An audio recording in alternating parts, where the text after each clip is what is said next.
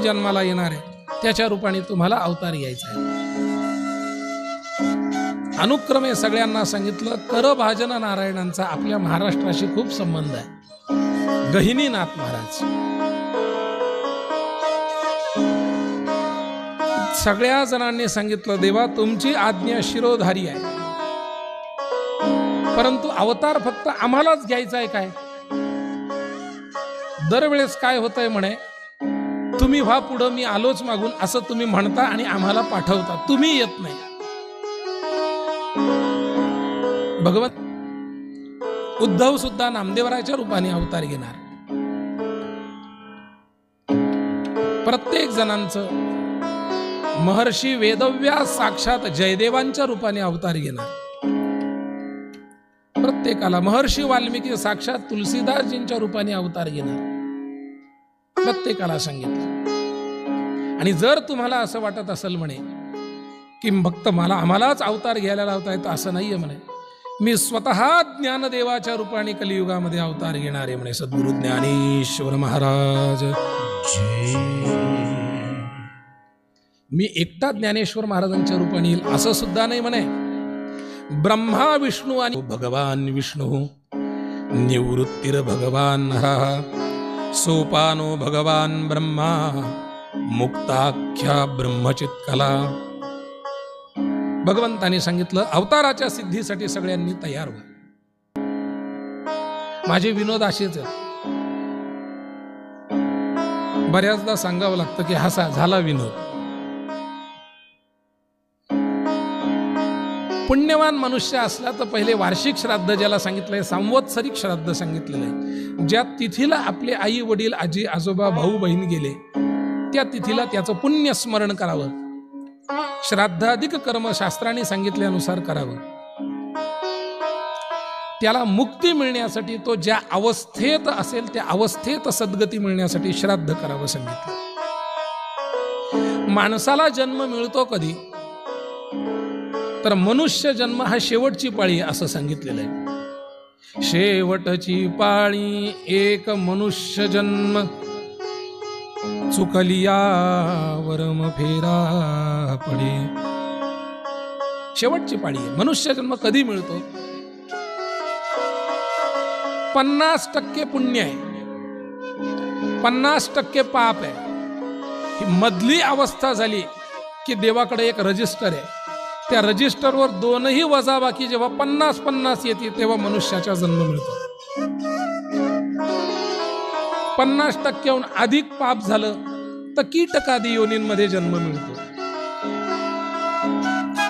ज्या श्लोकांवरून या कथेचं निमंत्रण आलं त्यातला परवाचा श्लोक होता हा. कोणता? देव आपण जातो कुठे? ऊर्ध्वं गच्छन्ति सत्वस्था, मध्ये तिष्ठन्ति राजसाः, जघन्य गुणवृत्तिस्था, अधो गच्छन्ति तामसाः. माणूस मेल्यावरती नेमका कुठं जातो? अगदी थोडक्यात मी त्याच्यात सांगितलं. ऊर्ध्वं गच्छन्ति सत्वस्था, ऊर्ध्वं गच्छन्ति. सत्वगुण वाढला, पुण्य वाढलं म्हणजे स्वर्गादी वैकुंठादी वासाची प्राप्ती होते. आणि पुण्य आणि पाप एक रूपाला आलं की मनुष्य जन्म मिळतो. अधो गच्छन्ति तामसाः, तमोगुणाची वृद्धी झाली की माणसाला कीटकादी योनी जन्म मिळतात. मग तो पालीचा जन्म येईल, किड्याचा जन्म येईल, मुंगीचा जन्म येईल, अजून कशाचा जन्म येईल, गाढवाचा जन्म येईल. आपल्या जन्माची स्थिती अशी आहे. संतांच्या जन्माची स्थिती कशी आहे? बुडते हे जन न देखवे डोळा. संतांना आपल्या उद्धाराची जेव्हा काळजी वाटू लागते तेव्हा संत अवतार घेतात. नास्तिका द्यावया तोंड, वेदाचे गाढे बंड. अनेक प्रमाणे धर्म रक्षावयासाठी करणे आटी आम्हासी, की आम्ही वैकुंठवासी आलो याची कारणासी. बोलिले जे ऋषीमुनी साच भावे वर्ताया. अनेक प्रमाणे. आणि देवाचा अवतार कशाला घ्यावा लागतो? देवाने 2 श्लोकामध्ये अवताराची भूमिका सांगितली. एक परित्राणाय साधूनाम, विनाशाय च दुष्कृतां धर्म संस्थापनार्थाय संभवामि युगे युगे.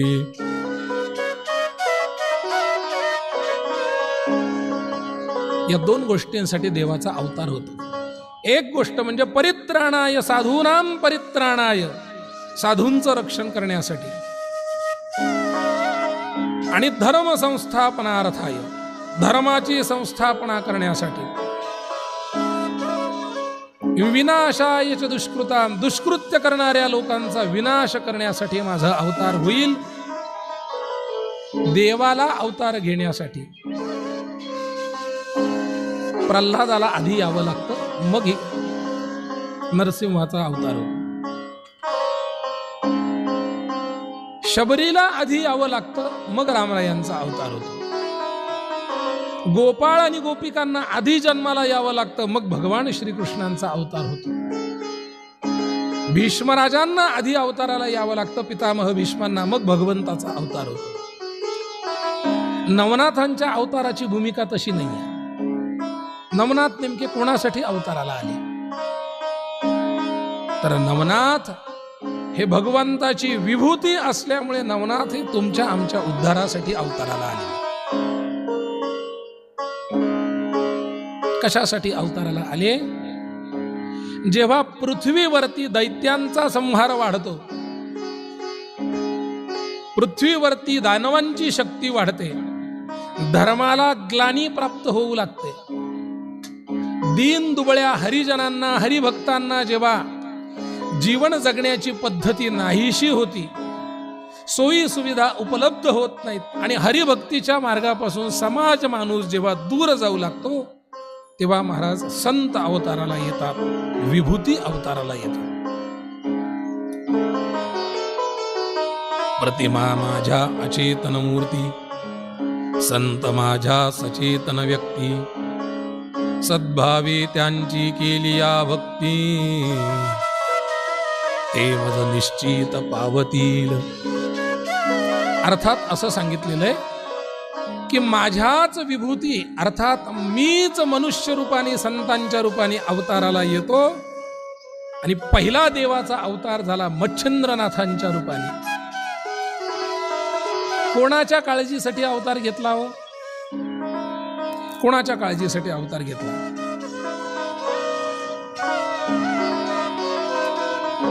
एखादा मनुष्य भक्ती करतोय, त्याचा उद्धार होत नाहीये, त्याची काळजी करावी तिथपर्यंत ठीक.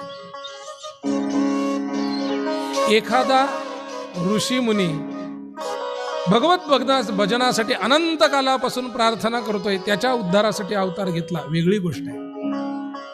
मच्छिंद्रनाथांनी अवतार घेतला पाण्यातल्या मासोळ्यांचा जीव वाचवण्यासाठी. बघा काय कमाल आहे. दुर्दैवाने ज्यांना काढून, ज्यांचा जीव घेऊन अनेकांची पोट भरतायत, त्यांच्या उद्धारासाठी मच्छिंद्रनाथांनी अवतार घेतला होता. गणेश महाराज दुर्दैव आहे महाराष्ट्राचं की महाराष्ट्रात स्वतंत्र नावाचा एक एरिया केला जातो, त्याला नाव दिलं जातं मच्छी मार्केट. आमचा उद्धार, आमचा जन्मच तेवढ्यासाठी आहे. कोळी बांधवांचा व्यवसाय तो आहे, त्याच्यावरून ते पोट भरतात. अनेक कोळी बांधव महाराज आजही वारकरी संप्रदायात आहेत. आळंदीकरांना माहिती आहे की कार्तिकीला विदर्भ, खानदेश, मराठवाडा याच्यापेक्षा जास्ती संख्या ही कोकणवासियांची आहे. कार्तिक वारीला माऊलींच्या कोकणातली लोक खूप येतात. त्याच्यातली बहुतांश लोक ही कोळी समाजाची, आणि ती अनेक लोक मच्छी विक्रीचा व्यवसाय करतात, मासे विक्रीचा व्यवसाय करतात, पण खात कोणीच नाही. आणि आमचा संप्रदाय मांस विकायला सुद्धा परवानगी देतो, खायला परवानगी देत नाही. सजन कसा या विकुला गे मांस म्हणून उद्यापासून लगेच सुरू करावं असं नाहीये. काय टायटल चालेल त्यातल्या त्यात काय महाराज, ही जी दोघं जण बसलेली ना, यांच्या हातात सगळं आहे की 3 तासात महाराजांनी काय सांगितलं हे 30 सेकंदात हे जगाला दाखवतात. आणि मग त्या 30 सेकंदावरून तो 3 तासाचा महाराज येडा का हुशार हे ठरवलं जातं. म्हणजे याचं क्रेडिट कोणाला दिलं पाहिजे? यांना दिलं पाहिजे. पण त्यांचंही कौशल्य एक मानावं लागतं की बरोबर ते 30च सेकंद देतात की त्या 30 सेकंदावरून ते 30 लाखाची फॉर्च्युनर घेतंय. ज्याला कळतंय त्यांनी आनंद घ्या, ज्याला नाही कळतंय त्यांनी नवनाथांच्या कथेकडे लक्ष द्या. नवनाथांचा जन्म होतोय महाराज. मच्छिंद्रनाथांच्या जन्माची भूमिका आहे. मच्छिंद्रनाथांच्या जन्मासाठी नवनाथ भक्तिसाराचा आपण जो ग्रंथ पाहतोय, या ग्रंथाचं नाव नवनाथ भक्तिसार आहे. आणि या ग्रंथाचे जे लेखक आणि कवी हे धुंडी कवी मालुसुत नावाचे सत्पुरुष होऊन गेले. 7600 ओव्यांचा ग्रंथ आहे आणि तो 24 तासात तुम्हाला सांगायचा आहे. 24 पण नाही, 21. किती तासात सांगायचं आहे? 21 तासात. 7 त्रिक 21. 8व्या दिवशी तुम्ही मला विचारत सुद्धा नाही महाराज इथे. मलाच काय, तुम्ही भरत महाराजांना सुद्धा काल्याचं कीर्तन झाल्यावर नाही विचारणार. कारण काल्याचं कीर्तन झालं की कोणाला विचारतो माणूस? काल्याचं कीर्तनच महाराज भोजनाची वाट पाहत होतं. 21 तासामध्ये 7600 ओव्या महाराजांकडून ऐकायच्या आहेत. एक तर तुमचा कान मोठा असला पाहिजे, नाही तर माझं तोंड तरी मोठं असलं पाहिजे. भगवंताचं एक नाव घेण्यासाठी शेष स्तुती प्रवर्तला, जिव्हा चिरोनी पलंग झाला. जो शेष आहे ना, तो स्तुती करू लागला तर त्याची जिव्हा चिरून गेली. देवाचं नाव आपल्याला घेता येत नाही. मग काय करायचं? 7600 ओव्यांचं जेवढं चिंतन 24 तासामध्ये, 21 तासामध्ये, 21 तासातले -2 19 तासामध्ये करता येईल तेवढं करायचं. ज्ञानेश्वरीच्या 18व्या अध्यायामध्ये ज्ञानोबारायांना आपल्या माहेरचं जेवढं कौतुक आहे ना, तेवढं नवनाथांचं कौतुक आहे. हा माहेर विषय म्हटला की ज्यांच्या ज्यांच्या गळ्यात काळी पोत येते ना, त्यांना विचारा. हा अत्यंत आल्हादाचा, अत्यंत भावनेचा आणि अत्यंत प्रेमाचा विषय, सगळ्या महिलांसाठी अत्यंत प्रेमाचा विषय. माहेर म्हटलं की त्यांना असं सुख येतं. असं मराठवाड्यात म्हण आहे की माहेरचं कुत्र जरी आलं तरी त्या मुलीला ते अत्यंत प्रेमाचं असतं. त्यालाही ते घरी बोलून अर्धी पोळी देते. ज्ञानोबारायांना नवनाथांविषयी माहेरचं प्रेम. महाराजांची अनेक पारायणं झालेली आहेत. एरवी हातवनाथ संकेतीचा दंशू हे 6व्या अध्यायातलं वर्णन सोडलं तर नाथ संप्रदायाचं कुठे वर्णन नाहीये. संपूर्ण ज्ञानेश्वरी सांगून झाली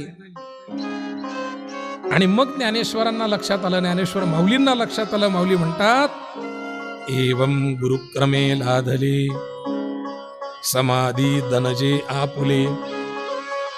हे जे मिळालंय ना म्हणे, हे कुठून मिळालंय माहिती का? हे आमच्या परंपरेने आम्हाला मिळालेलं आहे.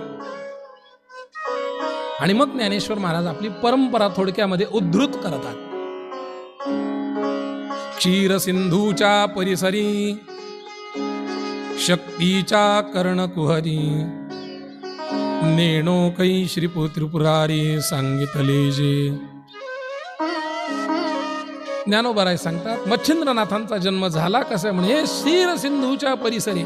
कुठेतरी क्षीर सिंधूच्या म्हणजे समुद्राच्या एखाद्या आवारामध्ये, दिवांत स्थळी, अज्ञात स्थळी भगवान आदिनाथ म्हणजे भगवान शंकर उमानाथांना म्हणजे भगवती माता पार्वतीला उपदेश करण्यासाठी निघाले.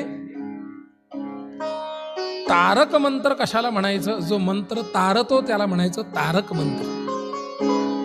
गुरु मंत्र कशाला म्हणायचं? जो गुरुकडून घेतला जातो तो गुरु मंत्र. संप्रदायाने सांगितलं तारक मंत्र भेटत नसेल, गुरु मंत्र भेटत नसेल, आम्ही उघडा मंत्र करून देतो. उघडा मंत्र जाणा रामकृष्ण म्हणा. तारक मंत्र देण्यासाठी उमेनी विनंती केली. मी पहिलेच सांगितलं होतं, श्रोता मिळाल्याशिवाय कथा होत नाही, तसं शिष्य मिळाल्याशिवाय गुरु होत नाही. उमा मागे लागली. मातेने सांगितलं, भगवंता मला उपदेश द्या. ज्या तुमच्या भगवत संकीर्तनाची महती रामरायांना कळाली आणि रामपूजी सदाशिव तो तुमचं भजन करतो, तुम्ही ज्या रामरायांचं भजन करता, भजन करी महादेव, नेमकं असं त्या मंत्रात काय ती शक्ती मला पाहिजे. भगवंताने सांगितलं, बोलवलं आणि आकाश मार्गाने जात असताना सांगितलं हे स्थान चांगलं आहे. स्थान सांगितल्यानंतर भगवंताने बोलवलं, खाली उतरवलं आणि नेणो कै श्री त्रिपुरारी, शक्तीच्या कर्णकुहरामध्ये त्या तारक मंत्राचा उपदेश भगवंतानी केला. आणि उपदेशाची गंमत अशी आहे की उपदेश ऐकत असताना आवाज येतोय तुम्हाला, अशी मान डोलवावी लागते. पूर्वी आजी गोष्ट सांगायची. पूर्वी तुमची शेवटची पिढी आजीची गोष्ट सांगणार आहे. आमची बायको जीवनात आजी म्हणून गोष्ट नाही सांगू शकत. तुमची शेवटची पिढी आहे. आमची पिढी शेवटची पिढी आहे की जी आजीच्या पोटकोळीतल्या पैशांवरती चॉकलेट घेऊन आलेली आहे. पोटकोळी म्हणतात ना त्याला, इथं पातळ खोचतात. आमची शेवटची पिढी आहे की जी रडणारताना जिचा पदर आईचा डोळ्याला घेऊन डोळे पुसते. पुढची पिढी ओढणी घेऊन पुसते आणि त्याच्या पुढची जीन्स टी शर्ट घातलेली असल्यामुळे टिश्यू देते पुसायला.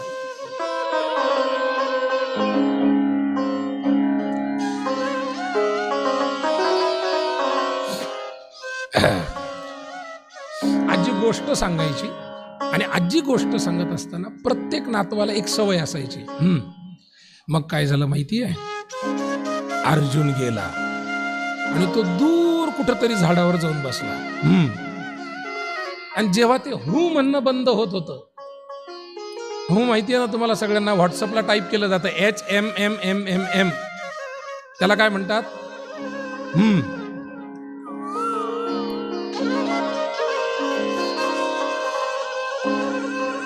या हूची पद्धत आहे महाराज. हे ऐकलं तरी हू आहे आणि नाही ऐकलं तरी हू आहे. आणि ते लेकरू जेव्हा असं ते ओ देणं बंद करत होतं तेव्हा आजीला लक्षात यायचं की आता नातू झोपला, नात झोपली. तसं शंकराने उमेला विचारलं, मंत्र कळाला का? आणि पाण्यातून आवाज आला, ते क्षीर सिंधूच्या ते क्षीर कल्लोळा आतू मकरो दरी गुप्तू होता तयाचा हातू पैठा झाले. मंत्र ऐकलाय, पाण्याचा आवाज येतोय, येऊ द्या. हा समुद्राचा आवाज आहे. तुम्हाला वाटेल पेल्यात पाणी भरण्याचा आवाज आहे, असं नाहीये.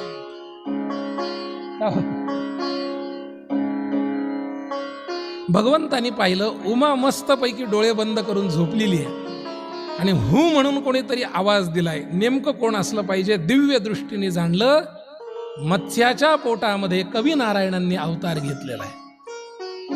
भगवंतानी आशीर्वाद दिला. एक मोठी अशा स्वरूपाची मासी, मासा ज्याला आपण म्हणू, आणि ती मोठा मासा अशा स्वरूपाचा मादा काठावरती आला आणि तिने अंडी दिली. बगळ्यांची सवय महाराज, बऱ्याच बगळ्यांना सवय असते आजही. आपल्याही गावात 2-4 असतील. कारण नसताना अंड्याला टोचा मारायच्या. आपल्या आजूबाजूला खूप बगळे असतात. का हो तुमची ती जागा विकल्या गेली होती म्हणे? मग आपण सांगू हो 10 लाखात विकली. काय बे लेका हो म्हणे. काहून काय झालं? अरे म्हणले का 15 लाख किंमत येऊन दिले. याला काय म्हणतात? सहज टोचायचं. त्या बगळ्यांनी टोचलं महाराज. पण बगळ्यांनी कधी कधी लक्षात ठेवलं पाहिजे की कधी कधी टोचलं की त्याच्यातून मच्छिंद्रनाथ जन्माला येतात. 2-4 अंडी टोचली, एका अंड्याला टोच मारली तर त्यातून कवी नारायणांचा अवतार झाला. मच्छिंद्रनाथ भगवान की. प्रत्येक नारायणाचा अवतार अशाच वेगळ्या विभूती आणि दिव्य अनुभूतीने होतोय. ही सगळी जी अवतार आहेत ही अयोनी संभव अशा स्वरूपाचे अवतार आहेत. कुठलाही अवतार मातेच्या उदरात झालेला नाहीये. धर्मनाथ सोडले तर आणि मीननाथ सोडले तर.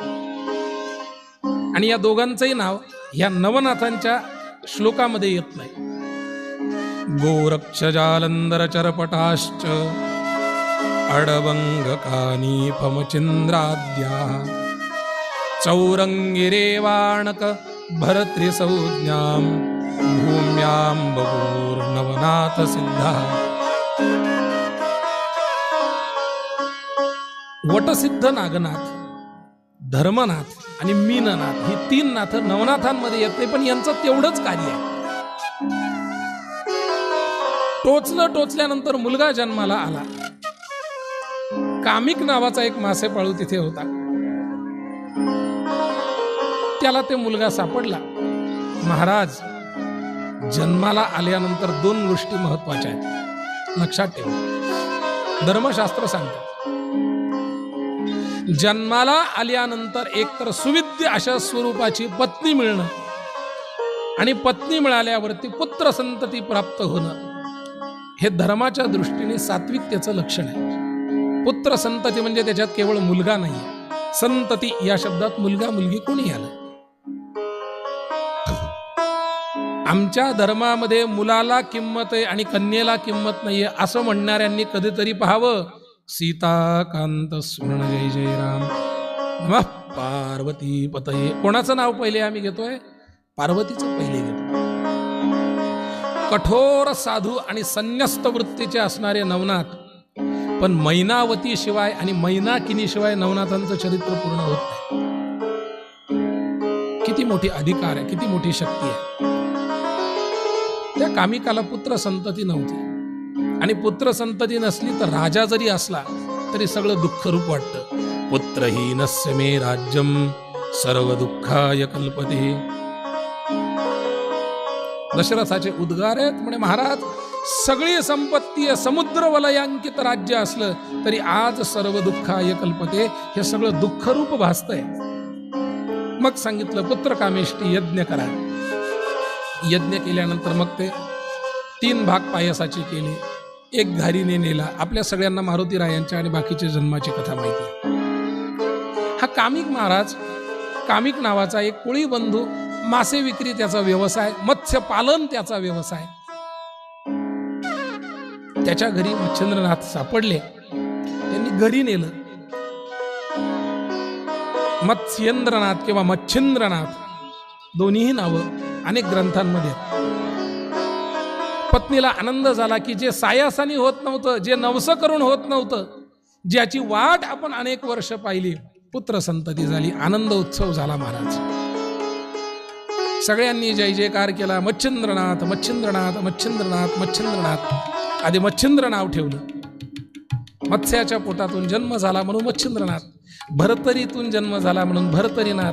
कानातून जन्म झाला म्हणून कानिपनाथ. गोरक्षातून जन्म झाला, गोमयातून जन्म झाला म्हणून गोरक्षनाथ. अग्नीतून जन्म झाला म्हणून जालंधरनाथ. अशी सगळी नावं ठेवली गेली. मच्छिंद्रनाथांना नामकरण विधी झाला आणि शेवटी यद्यदा चरति श्रेष्ठ तत्तदेवी तरुजनः सयत प्रमाणं कुरुते लोकस्तदनुवर्तते येथ वडील जे करीती तया नाव धर्म ठेविती. आपले वडील जे करतात महाराज, समाजाबद्दल कुठल्या बोलायचं नाही, परंतु व्यावसायिकाचा मुलगा जर असला ते 5व्या-6व्या वर्षीपासून गल्ल्यावर बसायला लागतो. आणि तुम्हाला किंमत माहिती आहे का? तो जेव्हा गल्ल्यावर बसतो तेव्हा त्याला काय म्हणतात? पिंट्या असला तरी सगळ्यांना माहिती आहे काय म्हणतात? पिंटू शेठ. काय म्हणे, छोटे शेठ पण बसायला लागले गल्ल्यावर. हो म्हणे, मला वेळ नसला, घरी अभ्यास करायच्या ऐवजी इथे येऊन बसतो. असंच महाराज, भारताची संस्कृती अशी वाढते. शिकवल्याने वाढत नाही, शिकवल्याने वाढत नाही. आपले वडील जे करत होते, बोटाला धरून जर मंदिरात नेलेलं मुलांना, तो आयुष्यभर मंदिराची वाट चुकणार नाही. पण आता वडिलांना वेळ नाहीये मुलाचं बोट धरायला. ते दिवसभर नोकरी, रात्री आली की मोबाईल, बातम्या, झोपले. आमची पिढी भाग्यवान की जिला आजीनी, आजोबांनी, वडिलांनी, आईनी, शेजारच्या काकूनी, चल रे बाळ्या कीर्तनाला, बोट धरलं की बाळ्या चालला कीर्तनाला. ग्रामीण भागामध्ये अजूनही 9 ते 11 कीर्तनाची पद्धत. आणि 11 वाजले की त्या बाळ्याला झोप येते. मग ते तिथंच त्या काकूच्या मांडीवर डोकं ठेवून झोपतं. ते काकू त्याला कडेवर घेतील, घरी नेऊन सोडते. अनायासे का होईना लहानपणीपासून कीर्तनाची सवय लागती. मच्छिंद्रनाथांचे वडील मत्स्य पालन करत होते, सोबत नेलं. खांद्यावरती जाळी घेतली, दोघही जण गेले. मासे पकडले, पकडून आणले, बाहेर ठेवले. मासोळी जेव्हा पाण्याच्या बाहेर येते तेव्हा ती एक 10 मिनिटं शांत बसते आणि नंतर तिला थोडासा श्वास घ्यायला त्रास होतो. बरोबर आहे का?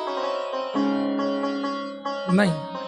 मासोळी पाण्याच्या वर जशी काढली तशी फडफड फडफड फडफड फडफड करायला लागते. तुकाराम महाराजांची भावना पहा काय असेल. महाराज, पाण्या विणा मासोळी तुका तैसा तळमळी. किती तळमळ आहे, किती तळमळ आहे. एक मासोळी घ्या छोटी आणि तिला पाण्याच्या बाहेर काढा, कशी तडफड तडफड तडफड करते. अशी तळमळ तुकाराम महाराजांना सदैव होत होती. काय भावना असेल, काय उंची असेल अधिकाराची. त्या माश्या अशा तडफड तडफड तडफड करू लागल्या. मच्छिंद्रनाथात डोळ्यातून अश्रू वाहू लागले. मातुकुळाचा घात व्हायला लागलाय. वडिलांना सांगितलं, बाबा घेतल्या मासोळ्या आत टाकल्या, घेतल्या मासोळ्या आत टाकल्या, घेतल्या मासोळ्या आत टाकल्या. 2 चक्रा मारून आल्यावर वडिलांनी पाहिलं, मच्छिंद्रा मासोळ्या कुठे आहेत? सांगितलं, आत टाकून दिल्या बाबा. ते म्हणा, अरे त्या काढायच्या आहेत, टोपलीत भरायच्या आहेत, नंतर न्यायच्या आहेत, नंतर उन्हात सुकवायच्या आहे, नंतर काय जी प्रोसिजर आहे त्याची ती प्रक्रिया सगळी करावी लागणार. त्याच्या डोळ्यातून पाणी व्हायला लागलं. सांगितलं, म्हणे हा मातुकुळाचा घात आहे. मामकुळे म्हणे माझं ते. मातुकुळ म्हणजे मामकुळ. आणि आपण किती श्रीमंत असलो ध्यानात घ्या, आणि मामाचं घर किती गरीब असलं तरी त्या मामाच्या घरावरचं प्रेम वेगळं असतं. म्हणून उन्हाळ्याच्या सुट्टीत आपण काकाकडे जातो. कोणाकडे जातो? मामाकडे जातो, कारण तिथं लाड होत असतो. जावयाचं पोर म्हणून तिथं आपला खूप लाड होतो. यांनी सांगितलं, अहो म्हणे लहानपणीपासून त्यांनी सांभाळलंय, त्या अंड्यामध्ये ठेवलंय. 9 महिने माझा गर्भ तिने धारण केला आणि तुम्ही सांगता तिची संतती उचला, तिचे आपतेष्ट उचला आणि विका. जमणार नाही. मग त्यांनी सांगितलं, दुसरं काही करायचं नाही तर मग काय भिक्षा मागून खाणार आहे का? तेवढा शब्द कानावर पडला. आणि मग मच्छिंद्रनाथांनी सांगितलं, सर्वात पवित्र ते भिक्षान. किती अध्याय झाला आत पारायण? 6. हा, मी बरोबर तेवढंच सांगणार आहे. म्हणजे त्या कुडाळच्या देवीच्या कालिका मातेच्या युद्धानंतर मच्छिंद्रनाथ जातात, तिथपर्यंत 6वा अध्याय होतो. मच्छिंद्रनाथ पहिल्या अध्यायात म्हणतात, सर्वात पवित्र ते भिक्षा अन्न. वडिलांनी सांगितलं, भिक्षा मागून खा. पडत्या फळाची आज्ञा घेतली, निघाले तिथून. थेट चालत चालत चालत चालत चालत गेले बद्रिकाश्रमामध्ये, हिमालयात. 12 वर्ष खडं तर तपश्चर्या केली. ओम नमो नारायणाय, ओम नमो नारायणाय, ओम नमो नारायणाय, ओम नमो नारायणाय.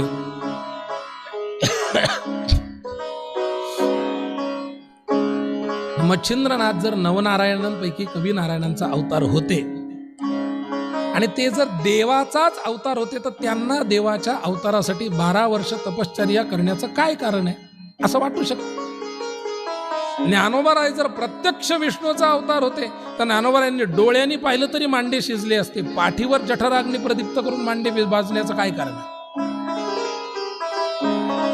मुक्ताबाई जर आदी माया आदी शक्तीचे अवतार होत्या तरी पण इथे उन्हामध्ये आल्यावर, तापी तीरावरती आल्यावर, वैशाख मासामध्ये गुप्त होण्याचं काय कारण आहे?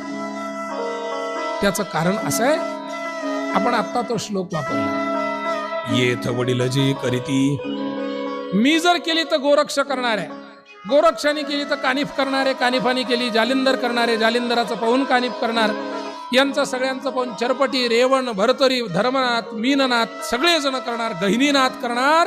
आणि हीच परंपरा ध्यानाची आणि नामाची वारकरी संप्रदायामध्ये टिकून राहणार. त्याच्यासाठी तपश्चर्या केली. तपश्चर्या कशी केली माहितीये का? डाव्या पायाचा अंगठा एका खिळ्यावरती ठेवायचा, उजवा पाय त्या डाव्या पायावरती वजन द्यायचा, दोनही हात असे वर करायचे आणि त्या खिळ्याच्या टोकावरती 12 वर्ष उभं राहायचं आहे. ज्याला ही तपश्चर्या सोपी वाटत असेल त्यांनी एक खिळा घेऊन या, इथं स्टेजवर त्यांना बोलवा आणि 12 वर्ष नाही 12 तास नाही, 12 मिनिटं नाही, 12 सेकंद खिळ्याच्या टोकावरती पायाच्या अंगठ्याचं टोक ठेवून उभं राहायचंय. विशेष म्हणजे खिळा सरळ नाहीये, खिळा उलटा आहे. 12 वर्ष खडतर तपश्चर्या झाली आणि 12 वर्ष खडतर तपश्चर्येनंतर भगवान दत्तात्रेयांनी आशीर्वाद द्यावा याच्यासाठी मच्छिंद्रनाथ प्रार्थना करू लागले. दत्त सख्या अवधूता मज भेटून जाओ, दत्त सख्या अवधूता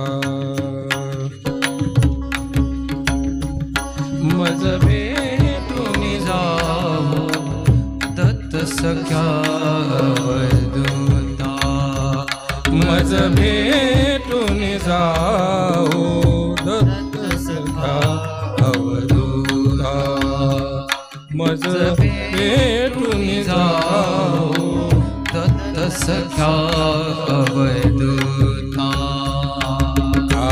तुम्ही कमंडलू विसरून गेला इथे, का तुम्ही कमंडलू विसरून गेला इथे,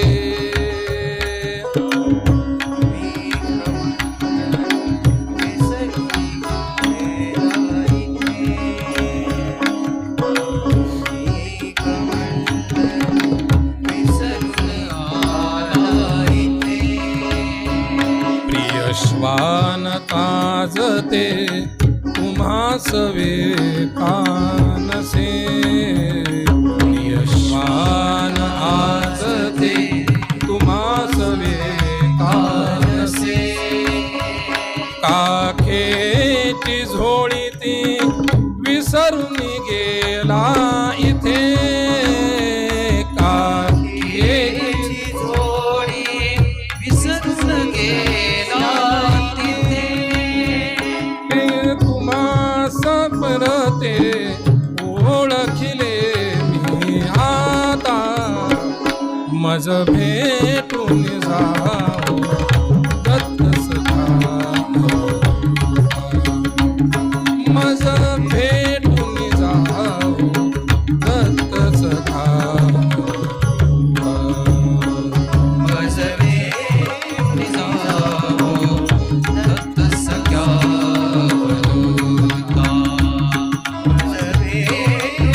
जाओ, दत्त सखा सख्या अवधूता.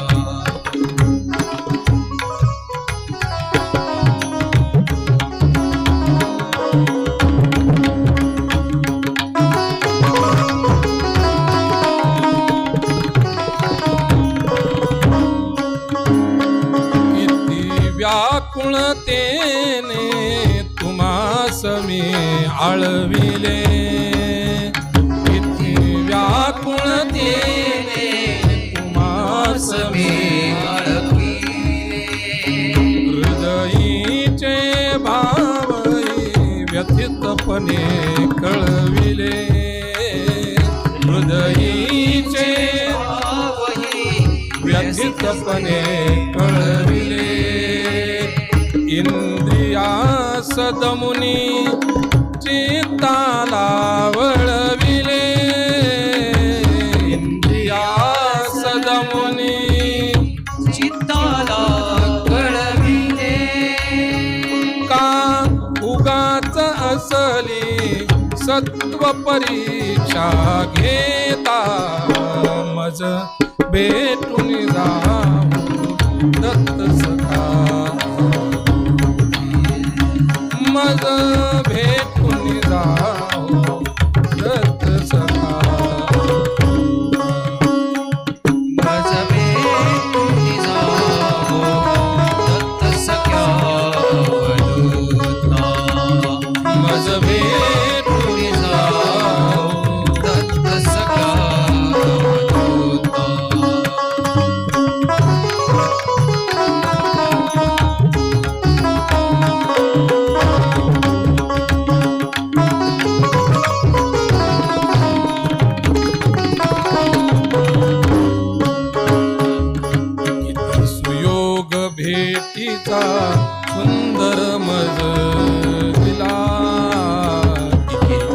सुयोग सुंदर भेटीचा मज दिला, नावियोग तुमचा कधी घडावा मला, नावियोग तुमचा कधी घडावा मला, सर्वस्व भाव मी चरणी तव वाहिला, सर्वस्व भाव मी चरणी तव वाहिला, मन रंगून गेले, रंगून गेले, मन रंगून गेले, मन रंगून गेले, मन रंगून गेले, मन रंगून गेले, गुरुराजाने आता मज भेटून जाऊ दत्त सखा,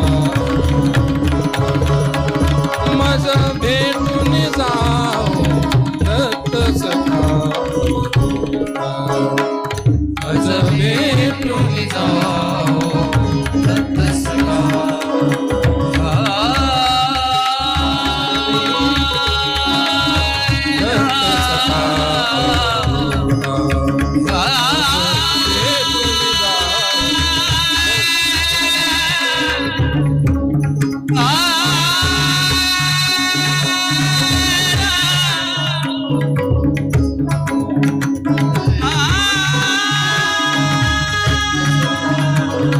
दत्त सखा अवधूता,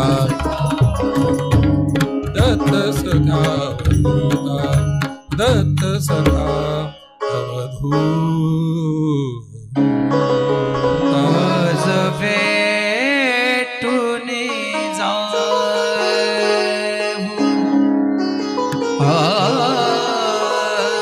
मज भेटून जाऊ दत्त सख्या अवधूता,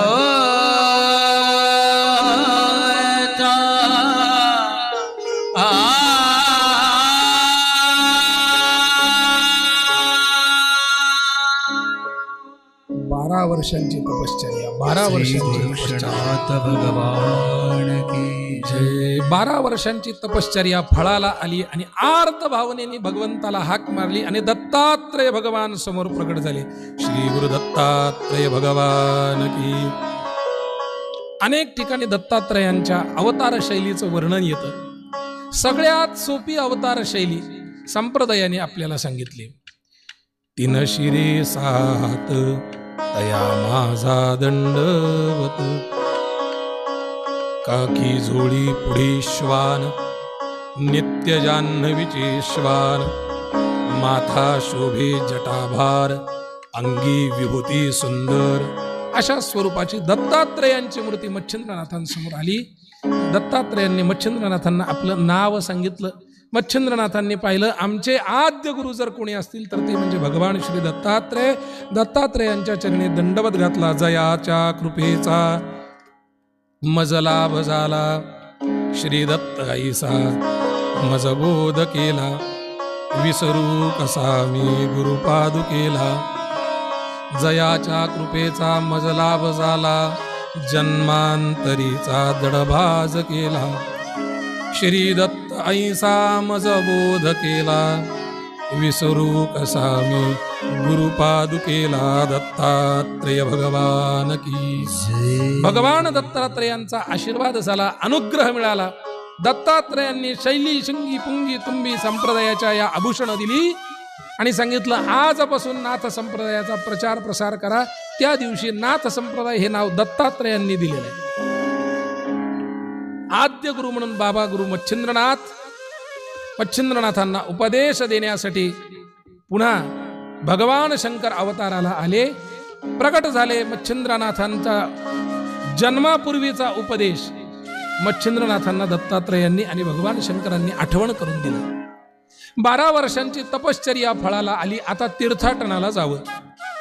प्रत्येक नवनाथांच्या जीवनातल्या 2 गोष्टी लक्षात ठेवा. एक 12 हा आकडा आणि तीर्थाटन या दोन गोष्टी जर नवनाथांच्या पाहिल्या तर याच्या अवतीभोवती नवनाथांचं जीवन फिरतं. या गोष्टी जर काढल्या तर नवनाथांचं चरित्रच नाहीये. 12 वर्ष आणि तीर्थाटन, 12 वर्ष तीर्थाटन, तपश्चर्या, 12 वर्ष तीर्थाटन. धर्मनाथाचा अनुग्रह पाहून अगदी शेवटच्या 40व्या अध्यायातल्या सोमयागाच्या वर्णनापर्यंत तुम्ही जा, 12 वर्ष तीर्थाटन. दोनच गोष्टी पाहायला मिळतात. मच्छिंद्रनाथांना भगवान श्री दत्तात्रेयांनी, भगवान श्री शंकरांनी अनुग्रह दिला, आशीर्वाद दिला, सगळ्या सिद्धी दिल्या, संप्रदायाची आभूषणं दिली, शैली गळ्यामध्ये घातली, शिंगीनाद जानव गळ्यामध्ये घातलं, पुंगी हातामध्ये दिली, त्रिशूळ हातामध्ये दिला, पायात तोडा दिला, संन्यस्त वस्त्र धारण केली आणि मच्छिंद्रनाथांना सांगितलं आजपासून नाथ संप्रदायाची धुरा सांभाळायची, प्रचार प्रसार करायचा आणि भक्ती संप्रदायातला भारताच्या आध्यात्मिक इतिहासातला सगळ्यात मोठा संप्रदाय निर्माण करायचा. आजही तुम्ही पहा, जितके काही आखाडे कुंभामध्ये पाहायला मिळतात, नाथांचे आखाडे सगळ्यात जास्त आहेत. नाथ संप्रदाय हा काश्मीरापासून, पाकिस्तानापासून, आजच्या अफगाणिस्तान पाकिस्तानापासून, कारण ही हिंगलाज माता जी आहे, जी 6व्या अध्यायातही वर्णन आहे, ही हिंगलाज माता सध्या पाकिस्तानात आहे. अगदी त्या कराची या गावी सुद्धा नवनाथांपैकी कोणाचं वास्तव्य होतं हे आजकालच्या इतिहासकारांनी लिहिलेलं आहे आणि हे सर्व सप्रमाण लिहिलेलं आहे. त्यामुळे संपूर्ण पृथ्वीवरती तीर्थाटन करून नाथ संप्रदायाची गौरवशाली अशी परंपरा आणि नवनाथांनी स्थापन केली. मच्छिंद्रनाथ तीर्थाटनासाठी निघाले. तीर्थाटनासाठी निघत असताना मच्छिंद्रनाथ बद्रिकाश्रमातून निघाले आणि रामेश्वराला आले. सौराष्ट्र देशे हितकामगम्यं विबुध्य सेतुं विशिखैरसंख्यैः श्रीरामचन्द्रेण समर्पितं तं रामेश्वराख्यं नियतं नमामि. रामेश्वराख्यं नियतं नमामि. भगवान प्रभू रामचंद्रांनी ज्या लिंगाची स्थापना करून रामेश्वर म्हणून ज्याची स्थापना केली, त्या समुद्राच्या ठिकाणी असणाऱ्या रामेश्वराला मच्छिंद्रनाथ भगवान आले. रामेश्वर म्हणजे हे 12 ज्योतिर्लिंगातलं एक ज्योतिर्लिंग. आता नवनाथांचं दुसरं वैशिष्ट्य की नवनाथांच्या जीवनामधून जसं 12 आणि तीर्थाटन हे 2 नावं काढली तर चरित्र संभवत नाही, तसं नवनाथांच्या जीवनातून ज्योतिर्लिंग आणि गिरनार पर्वत ही नावं काढली तर चरित्र संभवत नाही. प्रत्येक नवनाथांचा या 2 ठिकाणी संबंध आहे. कोणाचा कुठल्या ज्योतिर्लिंगाशी संबंध आहे? वेगवेगळ्या ठिकाणी, कारण ही 2 गुरुघर आहेत. क्षीरसिंधूच्या परिसरी हा पहिला पण आपण ऐकला आणि श्री दत्ताई सामचा बोध केला हा दुसरा शब्द आपण ऐकला. या दोघांनी मिळून प्रत्येक नवनाथांना सिद्धी प्रदान केल्या, आशीर्वाद प्रदान केले. मच्छिंद्रनाथ रामेश्वराला आले. रामेश्वराला आल्यानंतर रामाचं जिथं गाव आहे तिथं महाराज रामदास असल्याशिवाय राहत नाही.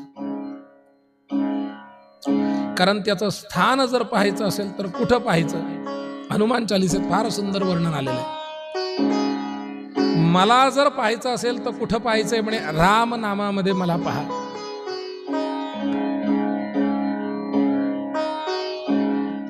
मला जर शोधायचं असेल तर रामाच्या चरणाशी शोधा. रामरूपी अंतरात्मा दर्शने दोषनासती. जिथे सेवक असतो तिथे दूत येतो. आणि रामेश्वराला गेले, रामेश्वराची पूजा केली. रामेश्वराला अशी प्रथा आहे की त्या समुद्राच्या जवळ जी रेती असती, जिला वाळू म्हणतो, त्या वाळूचं लिंग करावं, त्याला समुद्राने स्नान घालावं, त्याला पार्थिव लिंग असं म्हणतात. आणि झालं की ते लिंग पुन्हा समुद्रात विसर्जित करावं. आता काही काही ठिकाणी गंमत अशी होती महाराज, रामेश्वराचं शास्त्र चंद्रभागेला लावून चालत नाही. 4:45 वाजले, किती वाजेपर्यंत चालू द्यायचं आहे? 5. दोन्ही गोष्टी आहेत. मी 7 दिवस यांचा बांधलेला असल्यामुळे यांनी जर सांगितलं चालू द्या तर मला चालू ठेवावं लागेल. आणि यांनी जर सांगितलं मला 5 वाजेपर्यंत संपवा, तर मला संपवावं लागेल. कथा करणं माझ्या हातात असलं तरी कथा करविते ही मंडळी असल्यामुळे, कथा करविते तळवेल ग्रामस्थ असल्यामुळे 7 दिवस तुम्ही सांगायचं आणि मी ऐकायचंय, आणि 7 दिवस मी सांगायचंय आणि तुम्ही ऐकायचंय. एकमेका साह्य करू अवघे धरू. सुपंत तुम्ही मला वेळ सांगायची आहे, मी तुम्हाला चरित्र सांगणार आहे. मनोजवम मारुततुल्य वेगम जितेंद्रियम बुद्धिमतां वरिष्ठम वातात्मजं वानरयूथ मुख्यम श्रीरामदूतं शरणं प्रपद्ये पवनपुत्र हनुमान की. मारुती राय प्रगट झाले, एका झाडावरून जोरात उडी मारली आणि विचारलं कोण आहे. त्यांनी सांगितलं मला जती असं म्हणतात. जती म्हणजे यती, यती म्हणजे संन्यासी, संन्यासी म्हणजे साधू. मारुती रायांनी सांगितलं आत्तापर्यंतच्या इतिहासामध्ये पुराणांमध्ये सुद्धा एकच जती आम्ही पाहिला, त्याचं नाव होतं मारुती राय. त्यांनी सांगितलं मी कोणत्या मारुती रायाला ओळखत नाही. महाराज दोघंही भगवत भक्त, एक शंकराचा एक रामाचा. राम शंकराची पूजा करतो, शंकर रामाची पूजा करतो. मच्छिंद्रनाथ भगवान शंकराचे भक्त. सांगितलं आत्तापर्यंत कधी मारुती नाव ऐकलं नव्हतं. आणि मारुतीने सांगितलं आत्तापर्यंत जती माझ्याशिवाय दुसरं कोणी आहे हे माहिती नव्हतं. 2 भक्तांचं घनघोर युद्ध झालं. भक्तांचं युद्ध सुद्धा भल्यासाठी होतं. युद्ध झालं नसतं तर मैत्री घडली नसती. मैत्री घडली नसती तर स्त्री राज्यात जाण्याचं आव्हान केलं नसतं. स्त्री राज्यात जाण्याचं आव्हान केलं नसतं तर मच्छिंद्रनाथ स्त्री राज्यात गेले नसते. स्त्री राज्यात मच्छिंद्रनाथ गेले नसते तर मैनावती मैनाकिनी दोघी झाल्या नसत्या. दोघी झाल्या नसत्या तर इकडं मीननाथ झाले नसते, धर्मनाथ झाले नसते. धर्मनाथ झाले नसते तर गोरक्षनाथ नवनाथ हे सुद्धा होऊ शकले नसते. म्हणून युद्ध होणं अपेक्षित होतं. दोघांमधलं युद्ध झालं. युद्ध झाल्यानंतर वायुपुत्राने, वायुदेवाने स्वतः सांगितलं हा माझा पुत्र आहे, आणि नारायणांनी सांगितलं हा प्रत्यक्ष माझा कविरूपाचा अवतार आहे. दोघांमध्ये मैत्री घडून आली. मारुतीरायांच्या आज्ञेनुसार मारुतीरायांना सोबत घेऊन गोरक्षनाथ तीर्थाटनासाठी आपलं मच्छिंद्रनाथ रामेश्वराच्या सगळ्या यात्रा करण्यासाठी निघाले. कारण यात्रेचं असं वैशिष्ट्य आहे, इथून पुढे ध्यानात ठेवा, पहिले तर यात्रेला गेलं पाहिजे. महात्म्य मी उद्या सांगेन. पण यात्रेला गेल्यानंतर त्या ठिकाणचं जे वैशिष्ट्य आहे, त्या ठिकाणची जी प्रथा आहे, त्या ठिकाणची जी पद्धती आहे, त्या पद्धतीने दर्शन घेतलं पाहिजे. त्या पद्धतीने दर्शन घेतलं पाहिजे. त्याच्याशिवाय दर्शन घेऊन फायदा नाही. मी सांगत होतो रामेश्वराची पद्धती पंढरपूरला चालत नाही आणि पंढरपूरची पद्धती रामेश्वराला चालत नाही. एक जण महाराज रामेश्वरवरून आला, पंढरपूरला आला, दर्शन घेतलं, आणि ज्यांनी पहिले स्नान केलं, मोठा गमतीदार प्रसंग आहे, ज्यांनी पहिले स्नान केलं त्यांनी तीर्थक्षेत्रावरती गेल्यावर काही नियम आहेत. पहिले आपले पाय नदीत नाही लावायचे, हस्तप्रक्षालन सांगितलंय, आणि त्या हाताने आचमन करायचं, पायावरती पाणी घ्यायचं, गंगेची प्रार्थना करायची, गोदावरीची, शरयूची, नर्मदेची प्रार्थना करायची, मग नदीमध्ये जायचं. आणि जाताना हाताने अंगावर पाणी नाही घ्यायचं, लोटा सोबत घेऊन जायचं. त्याला तांब्या असं नाव आहे, लोटा असं नाव आहे, गडवा असंही नाव आहे. अजून काय नाव आहे? लोटा, तांब्या, गडवा, 3च नाव आहे. तुमच्याकडे काही दुसरं आहे का? काय म्हणतात? तांब्या. तांब्या घेतला, स्नान केलं. आता दर्शनाला जायचंय, हातात पिशवी नाहीये, काय करायचं? एक काम करू म्हणे, थोडंसं स्लो ठेव. एक काम करायचं म्हणे, आपण एक काम करू, हा तांब्या जो आहे ना इथं लपून ठेवू. त्याने आपलं चंद्रभागेच्या जवळ असं थोडंसं उकरलं, ते तांब्या त्याच्यात ठेवला. ओळखाव कसं म्हणून असं छोटंसं ढीक केला, ढीक करून स्नानाला गेला. आपलं दर्शन केलं, पांडुरंगाच्या दर्शनाला गेला, पुंडलिकरायाचं दर्शन घेतलं. तिथं रामेश्वरचा महात्मा आला. महात्मा म्हणजे कोण? तीर्थयात्रे करू पाहणारा. त्याला लक्षात आलं, महाराजांनी सांगितलं होतं, तळवेलच्या कथेत तो होता. महाराजांनी सांगितलं म्हणे रामेश्वराला काय करताय? पार्थिव लिंगाची पूजा. आपण केली, पंढरपूरला आलो, स्नान केलं, आणि ते तांब्या पाहिला. म्हणजे इथंही काहीतरी तशी पद्धत आहे. कारण परब्रह्म लिंगम भजे पांडुरंगम. पांडुरंगाच्या डोक्यावरती सुद्धा भगवान शंकराची पिंड आहे. काहीतरी शास्त्र असलं पाहिजे. मातीचा पुन्हा महाराज त्यांनी एक लिंग तयार केलं. आणि अज्ञान किती घातक असतं पहा. काय करावं आणि काय करू नये महाराज हे लक्षात आलं पाहिजे.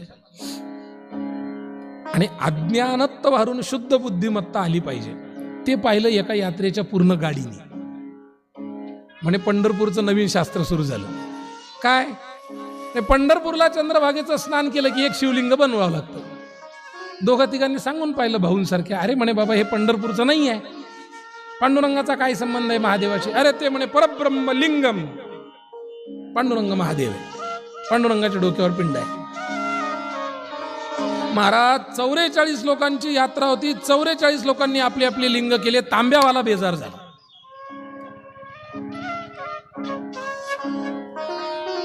यात्रेवाल्यांचे 44. पहिले ज्यांनी केला त्याचा 45 आणि 46 तांब्या. वास्तविक तांब्या पहिला आहे. ते आलं त्यांनी पाहिलं मी एक तांब्या लपवला होता. बाकीच्या लोकांनी किती तांबे लपवले असतील. एक एक खोलून पाहायला लागला कसाचा तांब्या सापडतो. माझा मुद्दा आहे ज्या क्षेत्रावरती गेलं त्या क्षेत्राच्या महिमेनुसार दर्शन घेतलं पाहिजे. आणि रामरायांच्या भूमीचा महिमा मारुतीरायांपेक्षा कोणाला माहिती असणार आहे? रामेश्वर नावच रामेश्वर आहे. स्थापनाच तर म्हणे आम्ही केली आहे. सेतु वंदे तु रामेशम नागेशम दारुकावणे. आम्हीच स्थापना केली आहे म्हणे. इथून पूल आम्हीच बांधलाय. मी नेतो तुम्हाला दर्शनाला. मारुतीरायांनी दर्शनाला नेलं. आणि नेता नेता नेता नेता गप्पा झाल्या. आणि मारुतीरायांनी मच्छिंद्रनाथांना एक रामायणातला प्रसंग सांगितला. तो प्रसंग सांगतो आणि बाकी कथा उद्याच्या दिवशी सांगतो. उद्याचा पहिला नियम यांच्यासाठी की यांनी 1:45 यावं. दुसरा नियम माझ्यासाठी की मी सुद्धा 1:45 यावं. आणि तिसरा नियम तुमच्यासाठी की तुम्ही आज सारखंच 1:30 या. नाही तर तुम्हाला वाटायचं हे उशिरा करतील म्हणून तुम्ही उद्या यायचे 3ला आणि आम्ही यायचो 2ला. आपल्याला खरं तर आज मच्छिंद्रनाथांचं बरंचसं चरित्र उरकायचं होतं. कारण मी भाऊंना जेव्हा बोललो तेव्हा माऊलींचा जसा हा माहेरचा विषय येतो नवनाथ, तसा माऊली हा माझ्या माहेरचा विषय आहे. त्याचं कारण असं आहे की नवनाथांची परंपरा माऊलींपर्यंत आहे. आणि माऊलींपासून पुढे जी नाथ परंपरा सुरू राहिली ती आज तागायत देऊळगाव राजाला आमच्या तीर्थरूपांपर्यंत आहे. आणि ही परंपरा नवनाथांपासून माऊलींपर्यंत सांगायची आहे. त्याच्यासाठी मी 7वा दिवस हा सोमयाग आणि माऊलींची नाथ परंपरा आहे. आपल्या सगळ्यांना माऊलींची वारकरी परंपरा सगळ्यांना माहिती आहे. एक अभंग आदिनाथ गुरु सकळ सिद्धांचा ज्ञानदेवा सारो चोजविले इथपर्यंत माहिती आहे. पण पुढं माहिती नाही आहे. माऊलींचे गुरुबंधू कोण होते, माऊलींचे गुरु कोण होते, निवृत्तीनाथ महाराज एवढं संप्रदायाच्या दृष्टीने माहिती आहे. त्याला नाथ संप्रदायाचा कसा आधार आहे हे माहिती नाही आहे. त्यामुळे मी 6 दिवसात ही सगळी चरित्र आणि 7व्या दिवशी माऊलींचं चरित्र आणि इतर नाथ संप्रदायाची परंपरा सांगण्याचा मानस होता आहे. आज थोडासा आपल्या कथेला विलंब झाला, परंतु उद्याची कथा आपली वेळेत सुरू होईल. मारुतीरायांना सांगितलं रामरायांचा वनवास संपला. पुष्पक विमानात बसून रामराय अयोध्येला आले. सगळीकडे आनंद साजरा झाला. आये गए रघुनंदन सजवादो द्वार द्वार, स्मरण करो रघवादो लगवादो बंधन द्वार. आये गए रघुनंदन स्मरण करो लगवादो लगवादो बंधन द्वार. आये गए द्वार द्वार, स्मरण कलश लगवादो बंधन द्वार. भगवंतानी सांगितलं की आज देव अयोध्येला परत येत आहेत. 14 वर्षाचा वनवास संपलाय. बुढिया तोरणे करीती कथा गाती गाणे. आनंदोत्सव साजरा झाला. आनंदोत्सव साजरा झाला. आनंदोत्सव झाल्यानंतर भगवंतानी प्रत्येकाला काही ना काही भेट दिली. सगळ्यांना प्रसंग माहिती आहे. मारुतीरायांनी छाती विदारून भगवंताचा आणि सीतामातेचं स्वरूप दाखवलं. सीतामातेला वाटलं मारुतीरायांनी आता इथून पुढे सुखी संसार केला पाहिजे. किती दिवस ब्रह्मचार्याने राहू. हे बघा, मुलगा कितीही संन्यस्त वृत्तीचा असला आणि कितीही साधू असला तरी आई त्याच्या संसाराची इच्छा करते. आईची इच्छा असते मुलगा झाला की सून पाहिजे आणि मुलगी झाली की जावई पाहायचा. हे झाल्याच्या दिवशीचं स्वप्न असतं. मुलगी 10वीच्या पुढे झाली गेली की आई त्या जावयाचे किती आणि कसे लाड करायचे हे ठरवते.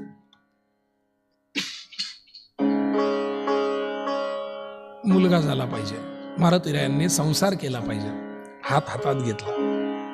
हातात हात घेऊन जे वचन दिलं जातं ना ते वचन प्रेमाचं असतं आणि दृढ निश्चयाचं असतं. हातात हात घेतला, वचन मागितलं, मारुतीराया देणार का? मारुतीरायांनी सांगितलं, आई साहेब सर्वस्व तुम्हाला दिलेलं आहे.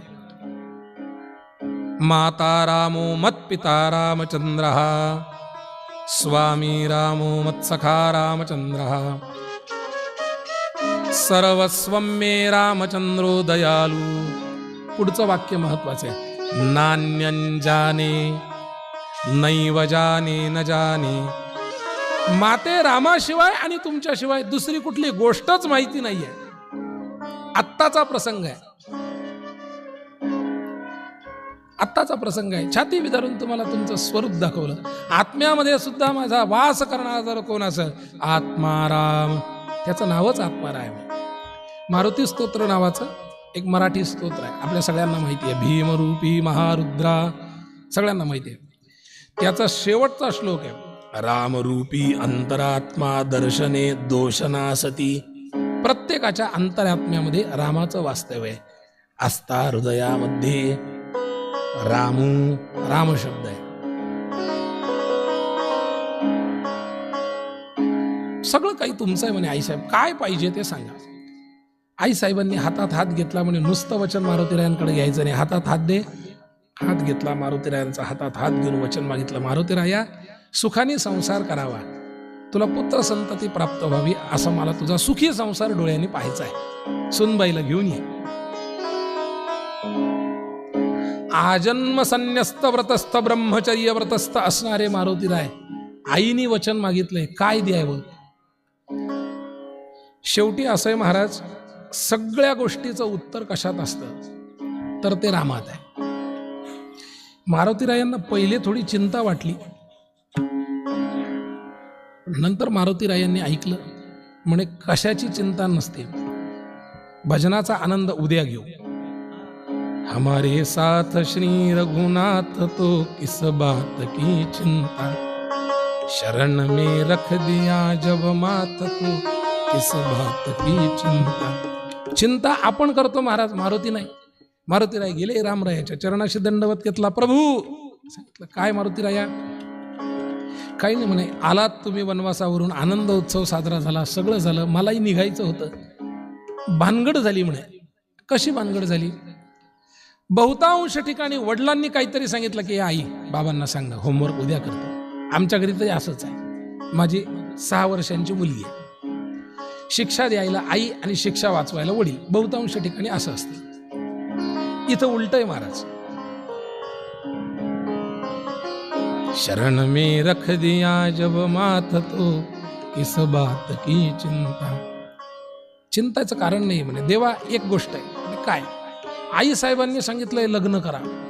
देवाला पहिले हसूच आलं. म्हणे आई काय सांगेल सांगता येत नाही. आई काय सांगेल काहीच सांगता येत नाही महाराज. त्या बिरबलाचं एक उदाहरण आहे. मला चालू द्या म्हटलं तर चालवता येतं पाहिजे, थांबा म्हटलं की थांबायची खूप अडचण आहे. तरी मी सांगतो, बिरबल आणि अकबर आणि बिरबलाला सांगितलं. त्या बिरबलातला जो बी आहे तो दीर्घ आहे. बऱ्याच जणांना माहिती, बीरबल नाव आहे त्याचं. आपण बिरबल म्हणतो, ऱ्हस्व म्हणतो. दुसरी वेलांटी. त्या बीरबलाला सांगितलं जगातलं सगळ्यात सुंदर मूल घेऊन ये. आता महाराज बिरबलाची पंचायत. राजाने सांगितलं सुंदर मूल आण.